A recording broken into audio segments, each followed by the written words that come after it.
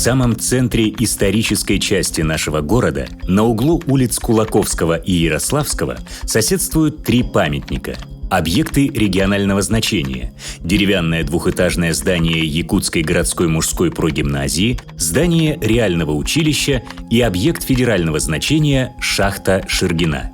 В границах своих владений управляющий конторой российско-американской компании Федор Егорович Ширгин вырыл колодец глубиной 116 метров, называемый ныне шахтой Ширгина.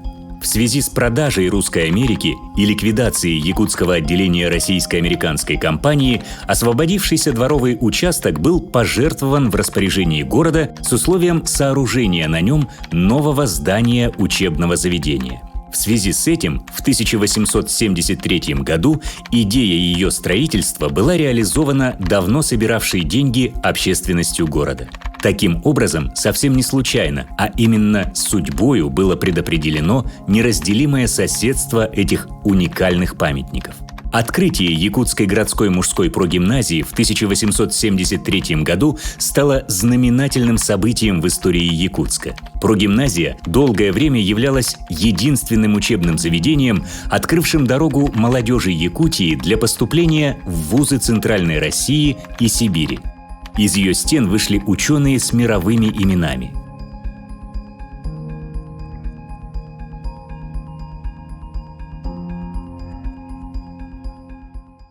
Добрый день! Сегодня мы начнем разговор о выпускниках Якутской мужской шестиклассной классической прогимназии, которая открылась в 1869 году на основе Якутского уездного училища. А училище было трехклассным. Прогимназия первоначально открылось четырехклассным, а потом и шестиклассным. Каждое учебное заведение, будь это школа, техникум, училище, колледж, институт и университет, все они гордятся своими знаменитыми выпускниками. Также и Якутская прогимназия могла бы и гордиться своими такими известными не только в Якутии, но и в России выпускниками. В том же 1869 году начали принимать детей на обучение. Те, кто поступал, они должны были выдержать экзамены. То есть дети должны были быть подготовленными, умели читать и писать, считать тоже. Конечно, для Якутской области и для горожан было знаменательной датой, событием. Но горожане надеялись на то, что в городе будет открыта гимназия, которая давала среднее образование, а про гимназию нет.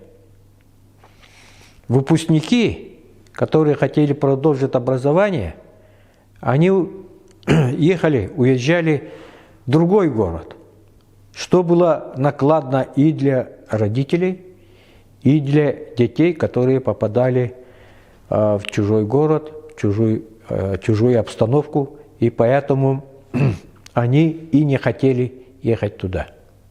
Только некоторые могли уезжать, в лучшем случае, в самый ближний город, губернский город Иркутск. Прогимназия давала такие прочные знания. Дети учились по таким предметам: русский язык, литература, грамматика, математика, история, география, чистописание, рисование, ну и, естественно, закон Божий.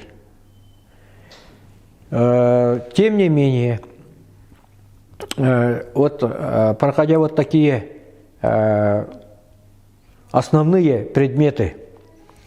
Дети и еще учили такие иностранные языки, как французский, немецкий, греческий и латинский языки.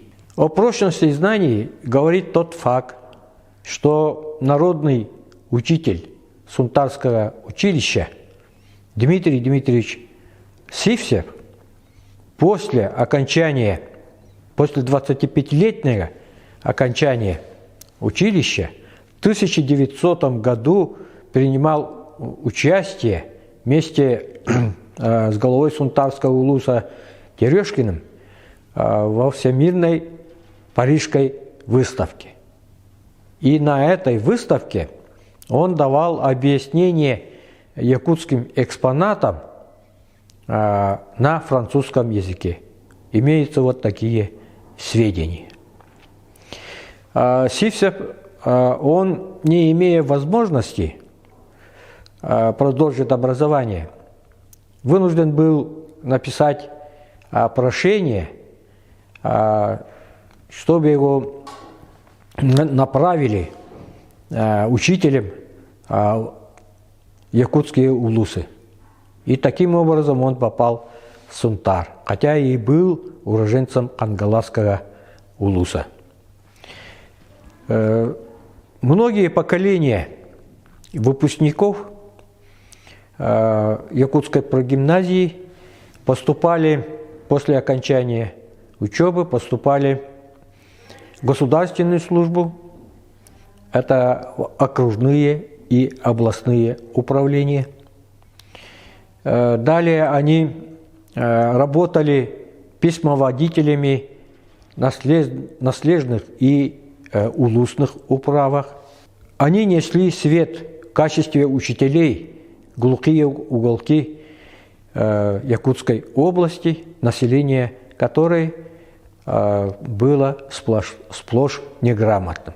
И они были, эти грамотные люди, окончившие прогимназию, были незаменимыми, потому что в деловых отношениях и торговых, и многих житейских вопросах население обращалось к ним.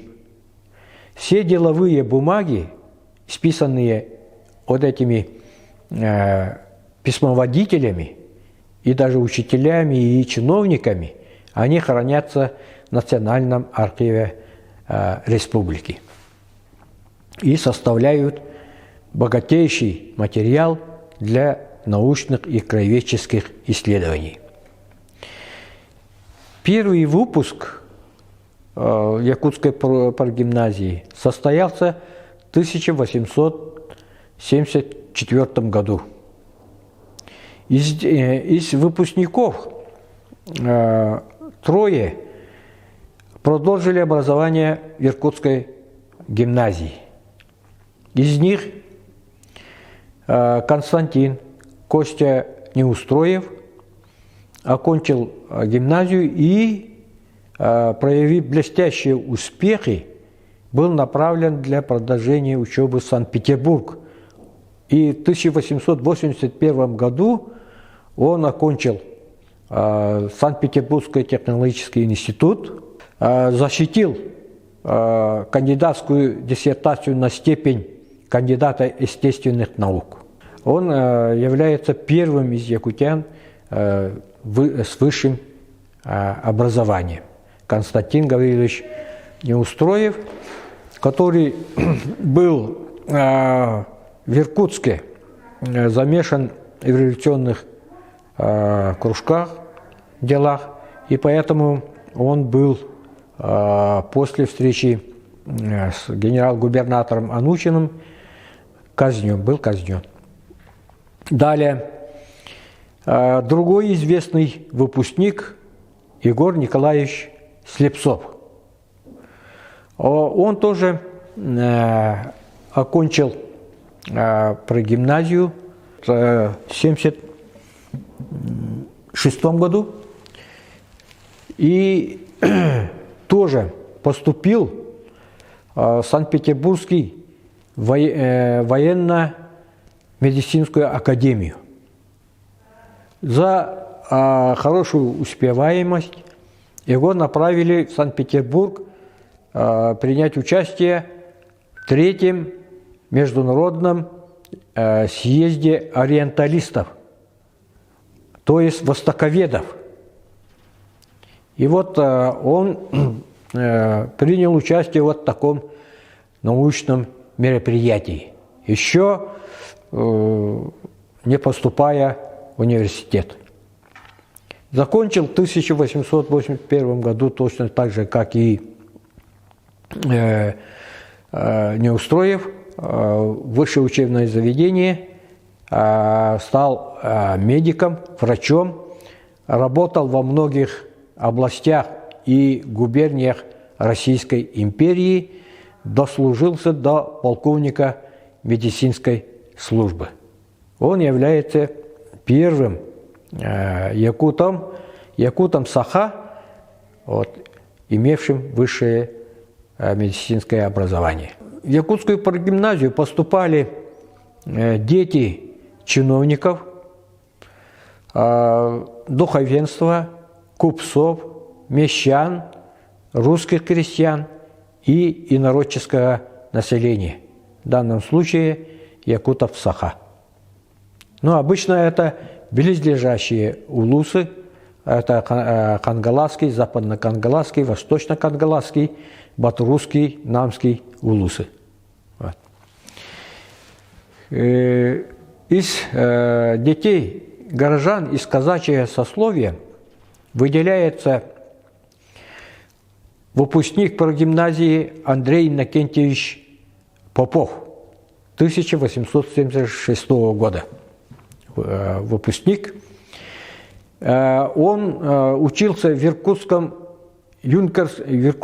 юнкерской школе. Закончил школу, приехал в Якутск и служил во многих областных структурах. В том числе он был основателем и секретарем статистического комитета.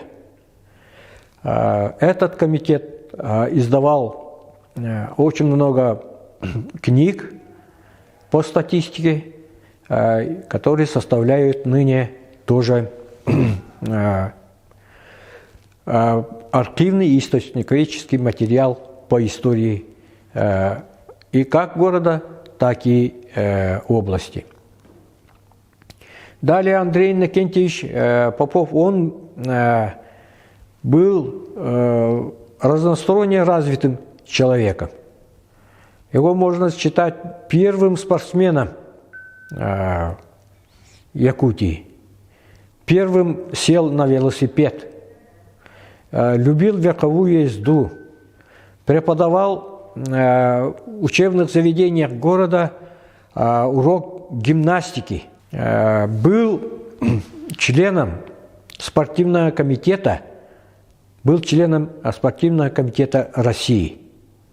Вот. Это тоже неизвестная страница его биографии. Его знают как основателя Якутского музея 1891 года. Еще о нем можно сказать, что он дослужился до исполняющего обязанности якутского губернатора после смерти губернатора Пономарева в 1915 году.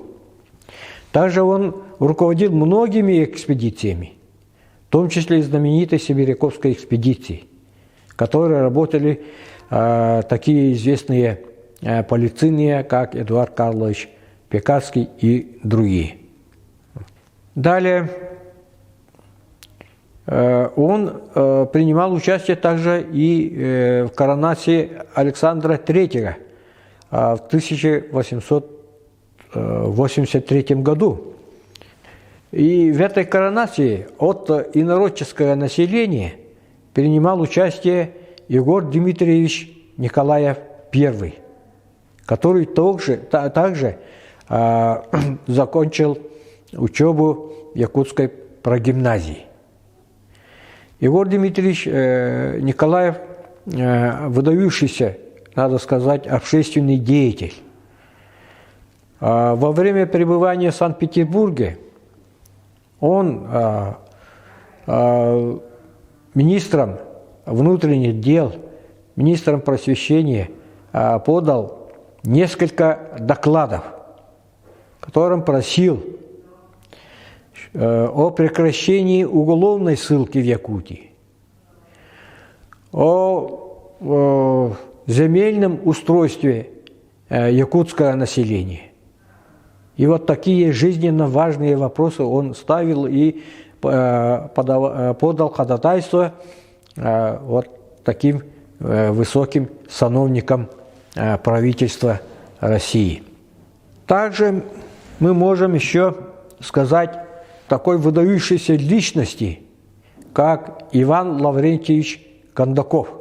Иван Кондаков происходил из казачьего сословия, уроженец города Вилюйска. Закончил прогимназию в 1877 году. Продолжил образование в Иркутске, закончил гимназию и в 1884 году закончил Санкт-Петербургский технологический институт, занимался химией, стал в 1890 году ординарным профессором Тартусского университета. Возглавлял и фармацевтический институт. Он первым изобрел синтетический каучук. Что такое синтетический каучук? Это резина.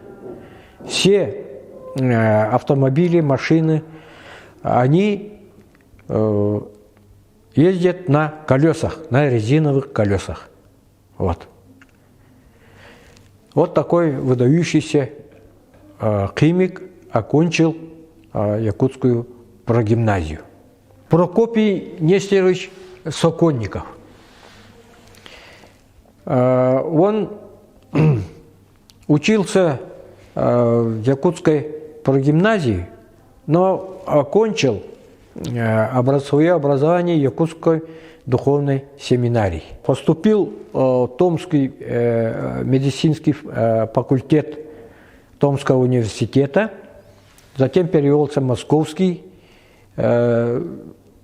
медицинский факультет Московского госуниверситета. Вот. Это тоже выдающаяся личность. Не только он занимался медициной, здравоохранением в своем родном Улусе, но и как общественный деятель он выделяется. Общественный политический деятель. Соратник Василия Васильевича Никифорова Клюмнир. Ну и еще мы можем сказать о судьбе и деятельности такого выдающейся личности, как Василий Васильевич Никифоров. Он окончил прогимназию в 1885 году. Василий Васильевич Никифоров, как мы сказали, в 1905 году организовал такую общественную союз якутов. Вот. И в этом качестве он вошел во многие книги по истории Якутии и даже России. В национальных окраинах тогда под влиянием Первой русской революции появились вот такие национальные движения, которыми вот отражается его деятельность в организации Союза якутов.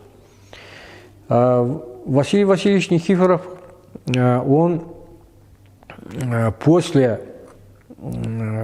падения самодержавия сумел организовать здесь еще в годы гражданской войны отдельную республику но не республика, а область, самоуправляющуюся область в виде земства. Был председателем Якутской областной земской управы. Вот. С 1918 по 1920 год.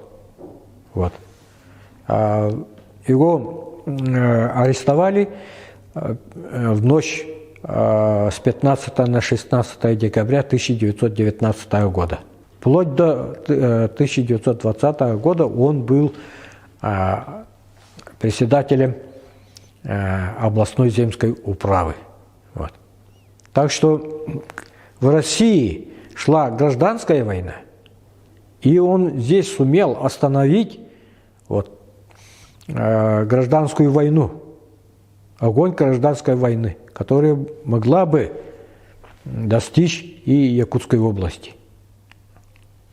В этом и состоит его выдающаяся заслуга. И после захвата только власти большевиками здесь началась гражданская война. Дальше мы можем и говорить и о таком выдающейся личности мыслителя, писателя, поэта, исследователя устного народного творчества якутов-саха Алексея Елисеевича Кулаковского.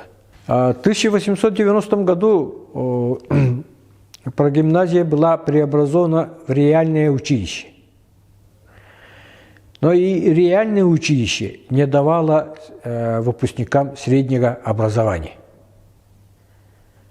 1 год дети вынуждены были учиться в других городах, чтобы получить среднее образование и поступить в университет. Реальное училище просуществовало до 1920 года. После перехода власти к большевикам изменилась структура образования. А так реальное училище размещалось в этом двухэтажном здании бывшей прогимназии, построенной в 1873 году на средства, пожертвованные якутским и русским населением. Всего было собрано 10 с лишним тысяч рублей. И на эти средства было построено двухэтажное, просторное, светлое деревянное здание. Это первое здание, двухэтажное здание на каменном фундаменте в городе Якутске, и которое просуществовало. Я думаю, нет аналога даже в России такого здания, в котором поочередно помещались и прогимназия, и реальное училище, и школа советского периода, рабочий факультет, факультеты Якутского педагогического института, Якутского государственного университета. До середины 90-х годов здание выполняло все учебные мероприятия. Такая богатая история этого здания прогимназии, которое ныне сохраняется частично по улице Кулаковского, 18, под номером 18. Но рядом находится тоже известный памятник. Памятник этот называется Шерьгинская шахта. Его считали жители города колодцем, а Миндендорф дал новое название, это шахта. на этой шахте он вычислил мощность слоя вечной мерзлоты и доказал наличие вечной мерзлоты впервые в мире. Вот. Ну и историческое место, вот, занимаемое вот этим зданием, должно сохраниться. Есть предложения, людей, которые пытаются снести это здание с историческое место, перенести куда-нибудь, сами это не знают, и на этом месте организовать обычную парковку для машин. Краеведы, которые и любят город Якутск, и занимаются историей города Якутска, они выступают против таких предложений. Надо сохранить не только это историческое место, но и восстановить здание Якутской прогимназии, которая вот дала многих таких выдающихся людей, оставивших заметный след в истории Якутии и России. Спасибо за внимание. Распоряжением Министерства имущественных отношений Республики Саха-Якутия от 5 декабря 2008 года здание Якутской городской мужской прогимназии передано на праве оперативного управления Музею музыки и фольклора народов Якутии. Приказом Департамента Республики Саха-Якутия по охране объектов культурного наследия от 29 декабря 2016 года здание Якутской городской мужской прогимназии включено в единый государственный реестр объектов культурного наследия, памятников истории и культуры народов Российской Федерации в качестве объекта культурного наследия регионального значения.